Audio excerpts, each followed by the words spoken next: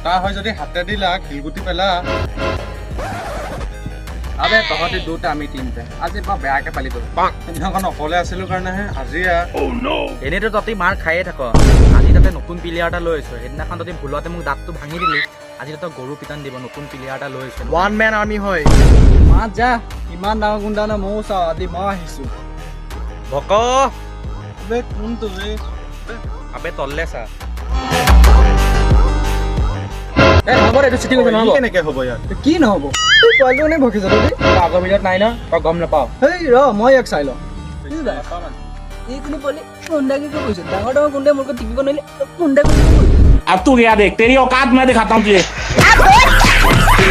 बस हवा निकल गई।